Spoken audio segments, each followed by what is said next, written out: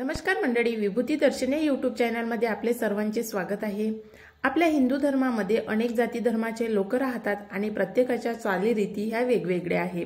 काही मोठे सण साजरे करतात तर भारतातील काही राज्यातील लोक छोटे छोटे सण सुद्धा साजरे करतात। त्यामधला सर्वात महत्त्वाचा सण म्हणजे नागदिवाळी। ज्याप्रमाणे दिवाळीचा सण केला जातो, ज्याप्रमाणे देवदिवाळी साजरी केली जाते, त्याचप्रमाणे नागदिवाळी सुद्धा साजरी केली जाते। चला तर जाणून घेऊया नागदिवाळीचे महत्त्व काय आहे, नागदिवाळीची पूजाविधी कशी करायची आहे आणि नागदिवाळी कधी आहे, तसेच नागदिवाळी का साजरी केली जाते। तर या सर्व प्रश्नांची उत्तरे आजच्या व्हिडिओमध्ये जाणून घेऊया। त्यामुळे व्हिडिओ शेवटपर्यंत बघा आणि तुम्ही चॅनलवर नवीन असाल तर चॅनलला सबस्क्राइब करा, व्हिडिओला लाईक करा आणि व्हिडिओ इतर लोकांपर्यंत सुद्धा शेअर करा।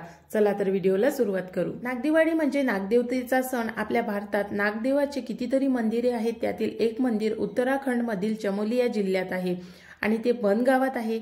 असं म्हणतात की या मंदिराचे एक रहस्य आहे, ते रहस्य म्हणजे नागदेवतेचे रहस्यमय मंदिर। या मंदिरामध्ये लोक जवळपास 80 फुटावरून पूजा करतात आणि त्याचप्रमाणे मंदिरातील पुजारी सुद्धा डोळ्यावर आणि तोंडावर पट्टी बांधून या नागांचं पूजन करतात आणि असं म्हणतात की हे मंदिर पार्वतीचा चुलत भाऊ लाटू यांनी बांधलेले आहे। हे मंदिर वैशाख पौर्णिमेला वर्षातून फक्त एकदा याचे दरवाजे उघडते आणि पूर्ण वर्षभर या मंदिराचे दरवाजे बंद राहते। हे मंदिर समुद्र सपाटीपासून 8500 फूट उंचीवर आहे, त्यामुळे हे मंदिर अधिकच रहस्यमय होते। आणि भारतामध्ये असे कितीतरी मंदिर आहेत ज्याचा समावेश रहस्यमय मंदिरामध्ये होतो, त्यामध्ये बालाजीचं मंदिर सुद्धा आहे। म्हणून नागदिवाळी हा सण अतिशय महत्त्वाचा आणि भारतभर साजरा केला जातो। बरेच लोक नागदिवाळी साजरी करत नाही, पण ज्या लोकांचं म्हणजे देवस्थान किंवा जे शंकरजीला मानत असेल, जे नागदेवाला मानत असेल, ते लोक नागदिवाळी सुद्धा साजरी करतात। मार्गशीर्ष महिन्याच्या पंचमी तिथीला, शुक्ल पक्षातील पंचमी तिथीला ही तिथी येते आणि या तिथीला नागदिवाळी म्हणतात। तर त्यामुळे यावर्षी वर्षाच्या शेवटी मार्गशीर्ष महिन्याच्या शुक्ल पक्षाच्या 17 तारखेला म्हणजे रविवारी ही तिथी आलेली आहे, त्यामुळे नागदिवाळी ही साजरी करण्यात येत आहे आणि पाताळ लोकांचा देव म्हणून नागदेवाचं पूजन केलं जाते। तसेच या दिवशी आपल्या घरापुढे नागाची रांगोळी काढून हा सण साजरा केला जातो, दिवे लावून हा सण साजरा केला जातो आणि आपल्या इच्छा पूर्ण होण्यासाठी, तसेच ज्यांना कालसर्पदोष असेल, ज्यांच्या कुंडलीमध्ये कालसर्पदोष असेल, तर अशा लोकांना हे पूजन अतिशय फायदेशीर ठरते। आणि ज्यांच्या कुंडलीमध्ये कालसर्पदोष असतो तर त्यांना ज्योतिषी नागदिवाळीच्या दिवशी दिवे दान करण्याचं सुद्धा सांगतात आणि दिवे लावण्याचं सुद्धा सांगतात आणि नागाचं पूजन करण्याचं सुद्धा सांगतात।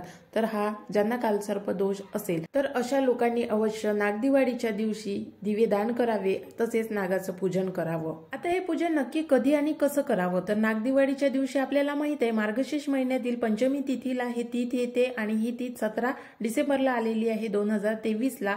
तर या दिवशी आपल्याला संध्याकाळच्या वेळी हे पूजन करायचं आहे। आपल्या कुळातील पुरुषांसाठी हे पूजन केलं जाते। मुख्यतः जे लोक मोठे आहे, ज्यांचं लग्न वगैरे झालं आहे, जे कुणाचे वडील असेल, कुणाचे सासरे असेल, कुणाचे भाऊ असेल, तर त्यांच्यासाठी हे पूजन केलं जाते। तसेच आपल्या कुळामध्ये जेही मुलगा मुलगी जन्माला येत असेल, जे मूल जन्माला येत असेल, तर त्यांच्यासाठी सुद्धा हे पूजन केलं जाते। आणि ज्या मुलाच्या किंवा मुलीच्या जन्माच्या वेळी आपण जे कोणतीही मिठाई वाटतो, तर त्या मिठाईचं सुद्धा या दिवशी पूजन केलं जाते।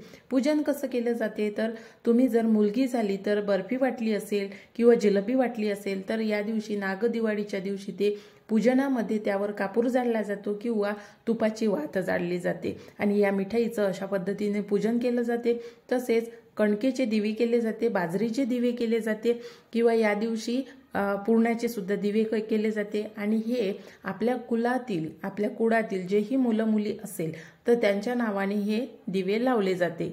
म्हणून या दिवाळीला विशेष महत्त्व आहे। पुरुषांसाठी 1 किंवा 5 दिवे लावले जाते आणि आपल्या मुलाबाळांसाठी सुद्धा या दिवशी 1 किंवा 5 दिवे लावले जाते। दिवे हे कणकेचे, बाजरीचे किंवा मग पुरणाचे असतात। तसेच या दिवशी यांच्या आवडीचे पदार्थ करून यांना खाऊ घातले जाते आणि या दिवशी नैवेद्यामध्ये पुरणपोळीचा आणि जेही संपूर्ण पुरणपोळीमध्ये कुरडी, भजे, पुरी हा जो नैवेद्य असतो हा असतो। तसेच घागरे बनवले जाते आणि आपापल्या घरी ज्या पद्धतीने हे पूजन केलं जाते त्याच पद्धतीने पदार्थ सुद्धा बनवले जाते। कुणी गव्हाची खीर करून सुद्धा हा सण साजरा करतात। गव्हाची खीर आणि पुरी आणि तांदळाची खीर आणि पुरी अशा प्रकारचा नैवेद्य या दिवशी केला जातो। विशेषतः या दिवशी पुरणपोळीला विशेष महत्त्व आहे आणि आपल्या महाराष्ट्रामध्ये हा सण जास्तीत जास्त साजरा केला जातो। तसेच या दिवशी मुलांना ओवाळले सुद्धा जाते आणि आपल्या घरातील पुरुषांना सुद्धा ओवाळले जाते। पूजन आपल्या ग्रामदेवतेच्या नावाने तसेच आपल्या कुलदेवतेच्या नावाने केले जाते आणि या दिवशी पूजनामध्ये खोबरं, खारीक हा जो प्रसाद असतो तर हा सुद्धा ठेवला जातो आणि यावर कापूर किंवा तुपाची वात लावून हा प्रसाद याचं पूजन केलं जाते। या दिवशी नैवेद्यामध्ये हरभऱ्याच्या भाजीला विशेष महत्त्व आहे। हरभऱ्याच्या भाजीशिवाय हा नैवेद्य पूर्ण होत नाही, कारण असं म्हणतात की ही भाजी हिवाळ्यामध्ये आणि या पूजनाच्या दरम्यान येते, म्हणून या भाजीला जास्त महत्त्व आहे। तसेच वरलीचं जे गवत असते या गवताला सुद्धा विशेष महत्त्व आहे। हे गवत पूजनासाठी वापरले जाते आणि आपण नागदेवतेचं पूजन करत असू तर हे गवत आपण ज्याप्रमाणे नागदेवतेला फुलं अर्पण करतो त्याचप्रमाणे हे गवत सुद्धा अर्पण केलं जाते। प्रत्येकाच्या कुळाचाराप्रमाणे या पूजनाची पद्धत वेगळी राहू शकते, कारण महाराष्ट्र जरी म्हटला तरी महाराष्ट्रामध्ये बरेचसे भाग आहे आणि त्या भागामध्ये हे पूजन वेगवेगळ्या पद्धतीने केलं जाते। तसेच या दिवशी जे दिवे आपण लावतो तर त्या दिव्यावर जी काजवी येते तर त्या काजवीचा काजळ सुद्धा तयार केला जातो। असं म्हणतात की जर तुम्ही हा काजळ आपल्या घरातील लोकांच्या डोळ्यामध्ये लावून दिला तर त्यांना नवीन दृष्टी येते, त्यांच्या दृष्टीमध्ये चकाकी येते किंवा त्यांना चष्मा किंवा डोळ्याचे जेही आजार असेल तर ते आजार सुद्धा होत नाही। तर अशा पद्धतीने हे नागदिवाळीचं पूजन मार्गशीर्ष महिन्यामध्ये केलं जाते पंचमी तिथीला आणि या पूजनामुळे घरातील ज्या कोणत्याही व्यक्तीवर कालसर्प दोषाचा प्रभाव असेल तर तो प्रभाव सुद्धा कमी व्हायला लागतो किंवा मग पूर्णपणे कमी होतो। जर प्रभाव कमी असेल तर लवकर तो व्यक्ती त्या कालसर्प दोषातून बाहेर निघेल आणि कालसर्प दोषाचा जर प्रभाव जास्त असेल तर तुम्हाला त्यासाठी आणखी काही उपाय करायचे आहे।